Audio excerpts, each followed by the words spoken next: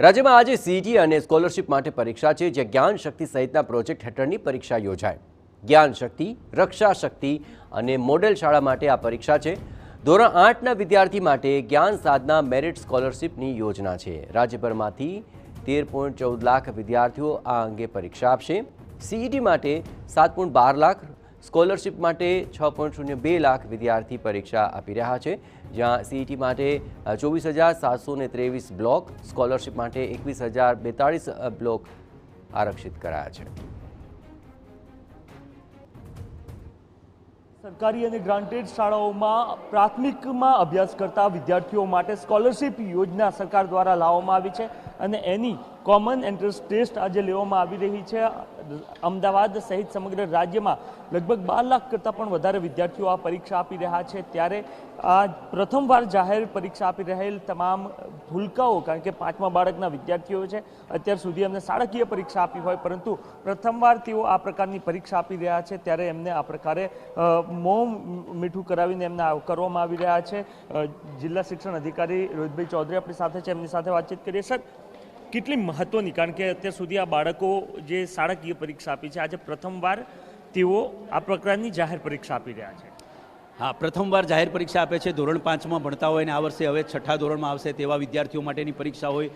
ખરેખર નાના વિદ્યાર્થીઓ પ્રથમવાર પરીક્ષા આપતા હોય એટલે એમનામાં એક પ્રકારનો આમ જેને કહેવાય ને કે ઉત્સાહ પણ જોવા મળે છે અને ક્યાંક ડર પણ જોવા મળે છે। અમે એમનું સ્વાગત કરવા માટે અહીંયા ઉપસ્થિત રહ્યા।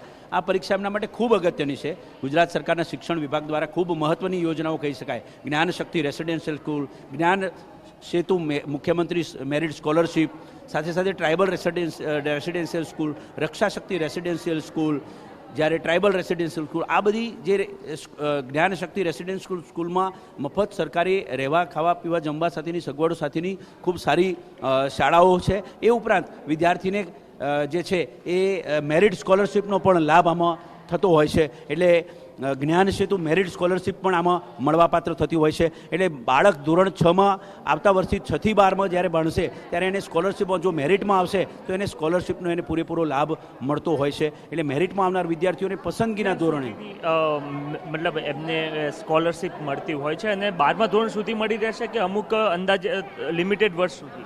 ના, ધોરણ 12 સુધી જો વિદ્યાર્થીઓ મેરિટમાં આવે તો તે વિદ્યાર્થીઓને પસંદગી મળે પહેલાં કે એને જ્ઞાન શક્તિ રેસિડેન્શિયલ સ્કૂલમાં જવું છે કે ટ્રાઇબલ રેસિડેન્શિયલ સ્કૂલમાં જો એ ટ્રાઇબલ વિદ્યાર્થી હોય તો, અને રક્ષા શક્તિ રેસિડેન્શિયલ સ્કૂલમાં જવું હોય તો તે જઈ શકે છે।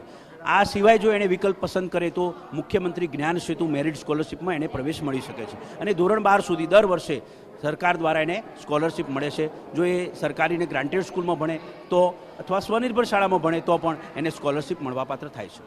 20,000 સુધીની સ્કોલરશિપ આ યોજના હેઠળ તમામ વિદ્યાર્થીઓને મળશે અને એ અંગેની પ્રથમ જાહેર પરીક્ષા આજે લેવામાં આવી રહી છે અને વિદ્યાર્થીઓ આજે સમગ્ર રાજ્યના લગભગ 12 લાખ કરતાં પણ વિદ્યાર્થીઓ આ પરીક્ષા આપી રહ્યા છે। કેમેરામેન મનીષ ત્રિવેદી સાથે નરેન્દ્ર રાઠોડ, TV9, અમદાવાદ।